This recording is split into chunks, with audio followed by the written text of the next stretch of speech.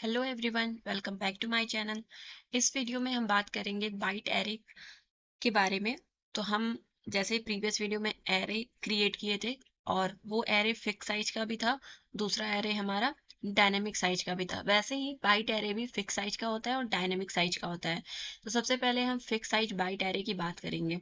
आपको पता है कि 1 byte is equals to 8 bit, और आपका जितना भी बाइट एरे है, जो भी बाइट एरे होता है, वो everything that will be stored in the byte array will be in the form of hexadecimal digit। यानी मेरे कहने का ये मतलब है कि जो भी आपके बाइट एरे होंगे वो सब कुछ हेक्साडेसिमल डिजिट के फॉर्म में स्टोर हो रहे होंगे। वो मैं एक प्रैक्टिकली एग्जांपल करके दिखाऊंगी। तो अभी फिलहाल मेरा ये कहना है कि आप फिक्स साइज बाइट एरे को तब यूज करो जब आपको साइज एक तो पता हो, ठीक है। और जैसे बाइट जो फिक्स साइज होती है ना बाइट एरे की, वो होती है साइज इसकी साइज 1 से लेके 32 तक। अब अगर आप चाहोगे कि यहाँ पर जैसे आपने बाइट्स 1 डिक्लेयर किया, कोई बात नहीं है, बाइट्स 2 डिक्लेयर किया, कोई बात नहीं है, P2। अब अगर बाइट्स 32 डिक्लेयर करोगे, पब्लिक B32, तो भी कोई बात नहीं है। अगर आप बाइट्स 33 डिक्लेयर करोगे, यहाँ पे मैंने 33 करना है, पब्लिक B33। अब यहाँ पर आपको दिख रहा है कंपाइलेशन एरर आ गया, क्योंकि मैंने ऑटो कंपाइल मोड ऑन किया हुआ है। तो यहाँ पर एरर ये आ रहा है कि आइडेंटिफायर नॉट फाउंड और नॉट यूनिक। इट मीन्स कि आप बाइट्स जो बाइट एरे यूज कर रहे हो वो 33 साइज की होती नहीं है। मतलब आप फिक्स साइज देने की कोशिश कर रहे हो बट 33 होता ही नहीं है। 1 से लेके 32 आप डिक्लेयर कर सकते हो। तो इसको हम यहाँ से रिमूव कर देंगे।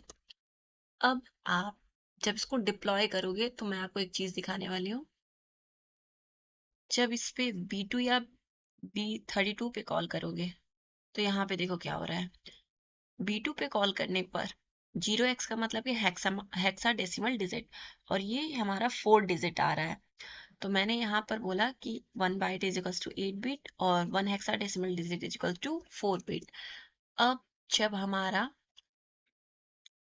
2 बाइट होगा, ठीक है, 2 बाइट होगा, तो ये टोटल 16 बिट होगा। और ये 16 बिट 4 बिट कितने टाइम्स आ रहा है? 4 टाइम्स आ रहा है। 4 बिट हमारा 4 टाइम्स आ रहा है। इसका मतलब ये हेक्साडेसिमल डिजिट कितना होगा? 4 होगा। 4 हेक्साडेसिमल डिजिट होगा। वही यहाँ पर आ रहा है। जब B32 को कॉल किया हमने तो हमारा इतना हेक्साडेसिमल डिजिट क्रिएट होकर आएगा।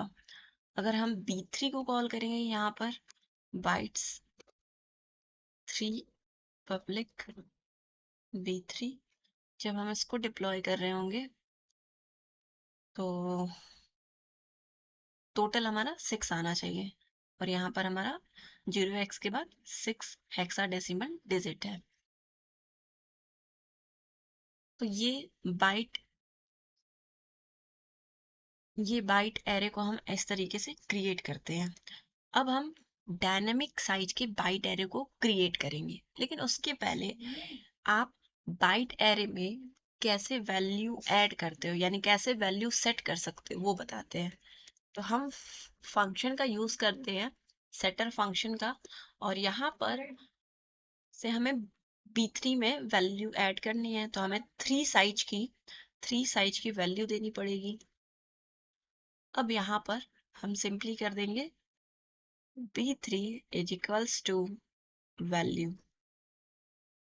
अब यहाँ पर एरर क्या आ रहा है वो हम देखते हैं। एरर कुछ नहीं था, हमने सेमी कॉलन नहीं दिया था, इस वजह से एरर आ रहा था।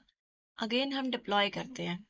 डिप्लॉय करने के बाद सेटर फंक्शन में B3 की वैल्यू सेट करने के लिए सेटर फंक्शन बनाया है। तो यहाँ जो वैल्यू आप दोगे, अब आपने 5 दे दिया। अब देखिएगा यहाँ पर क्या हो रहा है, आपने एक ही इंटीजर वैल्यू दिया है, तो ये एरर आ गया। और ये एरर को अभी हम देखते हैं क्या एरर आ रहा है।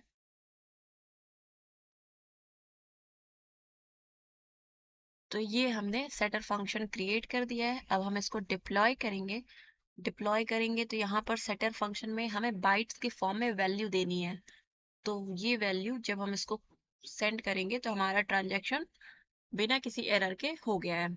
अब B3 में ये वैल्यू सेट हो चुकी है। अब अगर हम B2 को B2 की वैल्यू सेट करनी है तो उसके लिए भी सेटर फंक्शन बना सकते हैं, या हम इसी सेटर फंक्शन को रहने देते हैं और नहीं, दूसरा सेटर फंक्शन बनाना पड़ेगा। तो सेम इसको आप लोग कंट्रोल नहीं, शिफ्ट अल्ट के थ्रू इसको कॉपी एंड पेस्ट कर सकते हैं और यहाँ पर बाइट 2 और यहाँ पर B2 की वैल्यू सेट कर रहे हैं। अगेन आपको डिप्लॉय करना पड़ेगा। जब आपने B2 को इसको B2 के लिए सेटर फंक्शन बनाया और डिप्लॉय करने के बाद आपका सेटर फंक्शन सेट करेगा वैल्यू। तो यहाँ पर आप ऐसे दे दो वैल्यू। जैसे ही सेटर फंक्शन को कॉल करोगे तो V2 में ये वैल्यू सेट हो जाएगी। तो इस तरीके से फिक्स साइज का बाइट एरे कैसे क्रिएट करते हैं वो देख लिया, और उसमें सेटर फंक्शन कैसे कॉल करते हैं उन एरे की वैल्यू को सेट करने के लिए वो भी देख लिया। तो बाइट एरे का यूज बेसिकली किया जाता है ताकि हम रॉ बाइनरी डेटा को स्टोर कर सके। अब हम अपना डायनामिक एरे क्रिएट करेंगे, but dynamic byte array create करेंगे। Dynamic byte array.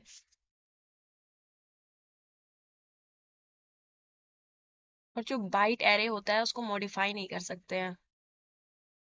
अगर डायनामिक हमें बाइट एरे क्रिएट करना है, अब हमें साइज स्पेसिफाई करने की जरूरत नहीं है, सिंपली बाइट्स लिखना है और एरे का नाम लिखना है, लाइक एरे। तो ये ऐसा एरे है जो कि डायनेमिक है, इसकी हमने साइज जो है पहले से फिक्स नहीं रखी है। इसके लिए भी हमें एक सेटल फंक्शन बनाना पड़ेगा। ऊपर के कोड को हम करते हैं कमेंट, और इसके लिए हमने सेटल फंक्शन बनाया। इसमें कोई वैल्यू जाएगी, पब्लिक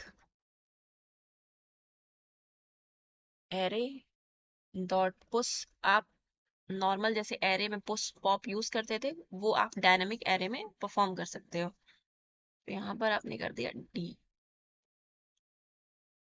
इसकी वैल्यू हम डिफाइन कर देते हैं ABC। ठीक है, सेटर फंक्शन के थ्रू ये आपकी वैल्यू उसमें सेट हो जाएगी।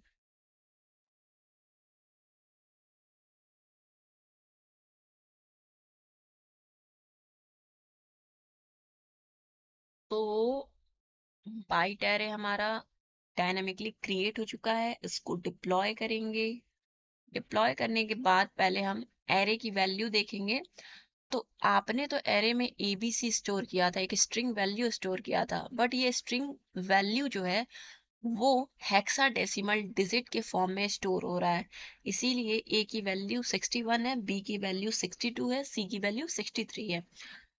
अब ये जो बाइट एरे है इसमें हम लोग D को ऐड कर रहे हैं। तो अब सेटर फंक्शन जैसे ही कॉल करेंगे वैसे ही इस एरे की जो वैल्यू है वो चेंज हो जाएगी।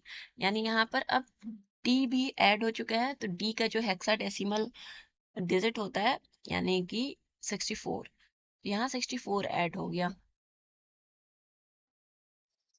इस तरीके से हम डायनामिक बाइट एरे क्रिएट करते हैं, उसकी वैल्यू सेट करते हैं।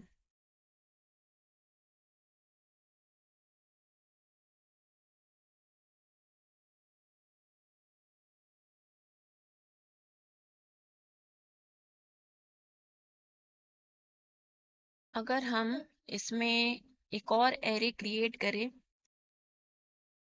Bytes public array 1 XYZ।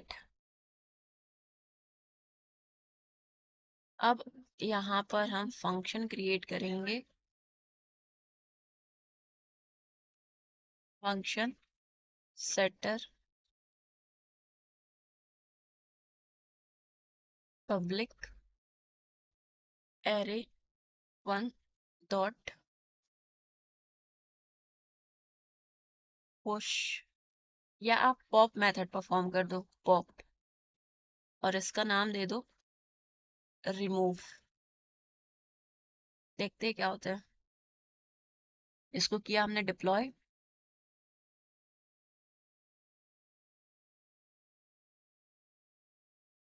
हमने इसको डिप्लॉय किया तो हमारे पास रिमूव मेथड है, बट उसके पहले एरे 1 की वैल्यू देख लीजिए, 78, 79, 7E। ठीक है, अब ये 7E क्यों आ रहा है? तो हेक्साडेसिमल फॉर्म में है ना ये, हेक्साडेसिमल डिजिट, और इस x की वैल्यू 78 है, 79 है, और ये 7E हो गया z की वैल्यू। अब जब हम रिमूव फंक्शन को कॉल करेंगे तो यहाँ से हमारा z रिमूव हो जाना चाहिए। तो अब एरे 1 को चेक करेंगे तो यहाँ देखिए 78, 79 और बाकी 7E रिमूव हो चुका है। दोबारा कॉल करेंगे तो अब 79 भी रिमूव हो जाएगा, यानी कि y भी रिमूव हो गया, सिर्फ x की वैल्यू 78 यहाँ स्टोर है। दोबारा करेंगे तो फिर कॉल करेंगे तो अब यहाँ पर कोई वैल्यू ऐड नहीं है। तो इस तरीके से हम बाइट्स एरे को यूज करते हैं अपने रॉ बाइनरी डेटा को स्टोर करने के लिए। और bytes array can not be modified, और पैडिंग ऑफ 0 ऐड हो जाता है एट द एंड।